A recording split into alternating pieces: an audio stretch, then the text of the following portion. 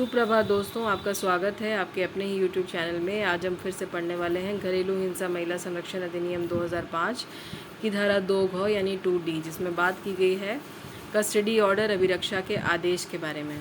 और video start करने के पहले मैं आपसे एक अपॉलॉजी चाहती हूँ, और वो ये है कि क्योंकि मेरे पास में फ़ोन का स्टैंड नहीं है, इसलिए मुझे हाथ में रख कर के वीडियो बनाना पड़ता है और हाथ हमेशा मूव करता रहता है, कभी भी एक जगह तो रहता नहीं है। तो थोड़ा सा वीडियो हिलता वसा बनता है, तो आप थोड़ा सा मैनेज कर लें उसको तब तक, क्योंकि जैसे ही मेरे पास स्टैंड आ जाएगा तो फिर ये वाली समस्या भी ख़त्म हो जाएगी। फ़िलहाल के लिए थोड़ा सा मैनेज कर लीजिए, थोड़ा सा वीडियो हिलता है तो उसके लिए मैं आपसे माफ़ी चाहती हूँ। चलिए हम स्टार्ट करते हैं। Section 2D custody order. Custody order के बारे में कहा गया है कि means an order granted in terms of section 21। Custody order का यहाँ पर अभिरक्षा आदेश का यहाँ पर वही मतलब है जिसके टर्म्स के बारे में, जिसकी टर्म्स के दम पर ग्रांट करने के लिए बताया गया है सेक्शन 21 में। तो सेक्शन 21 भी आज हम इसी वीडियो में समझेंगे। वीडियो थोड़ा सा लंबा होगा, हमेशा थोड़ा सा छोटा होता है मेरा वीडियो, लेकिन आज थोड़ा लंबा होगा क्योंकि दोनों सेक्शन हम एक ही वीडियो में कवर करेंगे, जिससे अगला दिन ना जाए इसके लिए और ये यहीं पर क्लियर हो जाए। और किसी भी लॉ को पढ़ने के पहले आपको उसकी बैरेट की लाइन बहुत अच्छे से पढ़ के समझनी होगी, और उसके जो कीवर्ड्स होंगे वो आपको बहुत ज़्यादा काम देंगे आपके एग्ज़ाम के लिए। तो चलिए पहले हम सेक्शन 21 की बैरेट क्या कहती है वो हम देखते हैं। तो बैरेट में लिखा हुआ है, मैं पहले इसे पूरा पढ़ देती हूँ, फिर इसका मतलब आपको बताया जाएगा। Not with standing any thing contained in any other law for the time being in force, the magistrate may, at any stage of hearing of the application for protection order or for any other relief under this act, grant temporary relief of any child or children to the aggrieved person or the person making an application on her behalf, and specify, if necessary, the arrangements for visit of such child or children by the respondent। थोड़ा थोड़ा तो पढ़ के समझ में आ ही गया होगा, लेकिन फिर भी मैं आपको समझाती हूँ कि घरेलू हिंसा से महिला संरक्षण अधिनियम के इस अधिनियम में हमने जब से सेक्शन जो स्टार्ट किए हैं, इम्पॉर्टेंट सेक्शन, उसमें यही बताया जा रहा है कि महिला के साथ में यहाँ पे अत्याचार होता है और उसी को रिलीफ और उसको न्याय दिलवाने की बात ये पूरा का पूरा अधिनियम करता है। तो इसी अधिनियम में जब हम महिला को रिलीफ देने की बात करते हैं तो वहाँ पर एक सेक्शन आता है कस्टडी ऑर्डर का भी, अभिरक्षा आदेश का भी। अब अभिरक्षा किस चीज़ की होगी? अभिरक्षा बच्चे की हो सकती है कि कस्टडी में किसके पास बच्चा रहेगा, माता के पास में रहेगा या फादर के पास रहेगा या उसके ससुराल वालों के पास में रहेगा।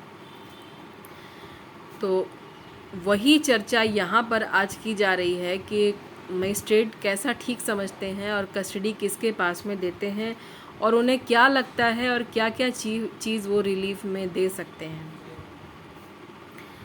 तो सुनवाई के किसी भी प्रक्रम पर, यानी कि हियरिंग जो चल रही है, उस जो प्रोसीडिंग जो चल रही है, उसे किसी भी स्टेज पर मजिस्ट्रेट जो है एग्रीव पार्टी जो होती है, यानी व्यथित पक्षकार जो होता है, या उनके अलावा कोई और भी अगर एग्रीव पार्टी या एनी अदर पर्सन कोई और अगर कोई आवेदन करते हैं और उस आवेदन के तहत वो जो रिलीफ मांगना चाहते हैं वो रिलीफ है बच्चे की कस्टडी। अगर बच्चे की कस्टडी वो रिलीफ के तौर पर आवेदन करके उसकी माता या एग्री पर्सन या और कोई भी उनके बिहाफ में अगर मांगता है आवेदन करके, तो मजिस्ट्रेट अगर इसको ठीक समझते हैं तो देखिए टेम्प्रोरी कस्टडी पे मैंने यहाँ पे ब्लैक से मार्क किया है, लेकिन हल्का मार्क हुआ है। तो मजिस्ट्रेट अगर ठीक समझते हैं तो बच्चे की टेम्प्रोरी कस्टडी, अगर बच्चे बहुत सारे हैं, 2-3 हैं, तो उन सब की भी कस्टडी टेम्प्रोरी यानी अस्थाई जो होता है, अस्थाई अभिरक्षा जो होती है, वो उसका आदेश दे सकेंगे। अब ये सोचने वाली बात है कि स्थायी अभिरक्षा का आदेश क्यों नहीं दिया जा रहा है। तो स्थायी अभिरक्षा का आदेश इसलिए नहीं दिया जा रहा है क्योंकि आज माता पिता अलग रह रहे हैं, कल हो सकता है कि वो साथ रहें, तो वो सिचुएशन सुधर जाएगी। या हो सकता है कि सिचुएशन अगर माता की तरफ से ख़राब रही तो कस्टडी का ऑर्डर पिता के लिए भी दिया जा सकता है। तो ये टेम्प्रोरी कस्टडी का ऑर्डर दिया जाएगा। किसके फेवर में दिया जाएगा? एग्रीड पर्सन या उसके बिहाफ में जिन्होंने भी ये आवेदन करके इस तरह के रिलीफ की कोर्ट से डिमांड की है, उनको दिया जाएगा।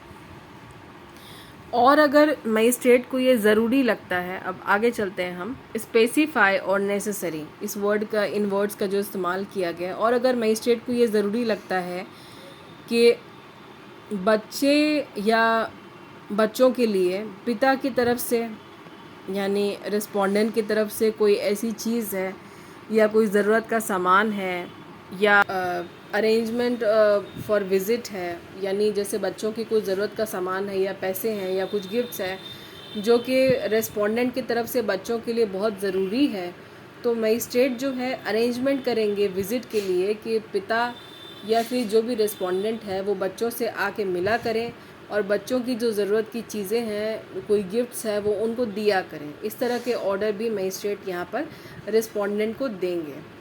अब इसमें इसका प्रोवाइडेड दैट प्रोविज़ो यानी परंतु तो हर सेक्शन के साथ आपको मिलेगा, तो यहाँ भी है।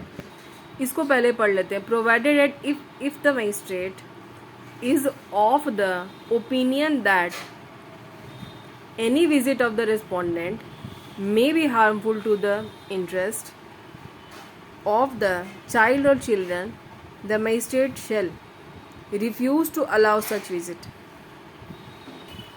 पढ़ने से तो समझ में आ ही गया होगा आपको, लेकिन फिर भी मैं बता देती हूँ कि अगर अब मजिस्ट्रेट को यहाँ पर ये फील होता है या फिर ये दिखाई देता है कि रेस्पोंडेंट की जो विज़िट है जो कि बच्चे या बच्चों के साथ में हो रही है और चीज़ों का जो उनको दिया जा रहा है पिता की तरफ से या फिर और कोई भी रेस्पोंडेंट हो सकते हैं, वो बच्चों के लिए जो गिफ्ट्स ला रहे हैं, ज़रूरत के सामान ला रहे हैं, बच्चों से मिल रहे हैं, और इस तरह की विज़िट जो अरेंजमेंट मजिस्ट्रेट ने की थी ये बच्चों के लिए अगर हार्मफुल साबित हो रही है तो वहाँ पे refuse to allow such visit, magistrate वहाँ पे इस तरह की विज़िट को रिफ्यूज़ कर देंगे।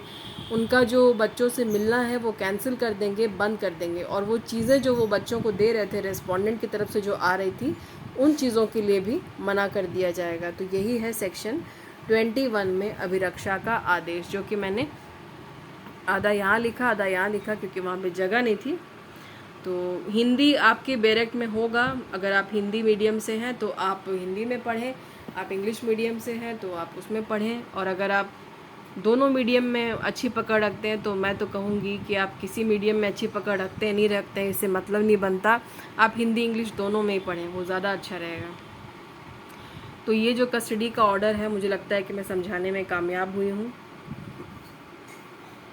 फिर भी अगर कुछ कमी रह गई है तो कमेंट सेक्शन में आप लिख के बता सकते हैं कि क्या कमी रह गई, आपको समझ में क्या नहीं आया। और 2D और 21 को आपको एक साथ पढ़ना है। डोमेस्टिक वायलेंस एक्ट है जो कि बहुत ज़रूरी है कि अभी RJS के एग्ज़ाम में भी है, UP HJS के एग्ज़ाम में भी है, और बिहार APO के मेंस के एग्ज़ाम के लिए भी इम्पॉर्टेंट है। तो इम्पॉर्टेंट सेक्शन अभी हम आगे कवर करते रहेंगे। उम्मीद करती हूँ कि आपको आज का वीडियो और लेक्चर समझ में आया होगा, पसंद भी आया होगा। अगर आया है तो लाइक करके मुझे बताएं, कमेंट करके मुझे बताएं। अगर अभी तक आप सब्सक्राइबर नहीं बने हैं तो बन के देखिए, शायद आपको फ़ायदा हो, और जैसा फ़ायदा आप अपने लिए चाहते हैं वैसा दूसरे के लिए भी आप सोचें और अपने बाकी फ्रेंड्स में ज़रूर शेयर करें, शायद उनके भी ये कुछ काम आ जाए। तो इसको अच्छे से देखिएगा, वीडियो को 2-3 बार सुनिएगा, और अगर आपको लगता है कि इसको सुन के नोट डाउन करना चाहिए या फिर अपने भाषा में लिखना चाहिए तो आप इसको समराइज़ करके छोटा करके अपने भाषा में भी लिख सकते हैं। तो चलते हैं, फ़िलहाल के लिए इतना ही। मिलेंगे आपसे जल्दी ही एक नेक्स्ट वीडियो में एक अच्छे टॉपिक के साथ में। तब तक के लिए आप खुद भी खुश रहिए और दूसरों को भी रहने दीजिए। मन लगा के पढ़ाई करिए, अपना ख्याल रखिए। Bye bye.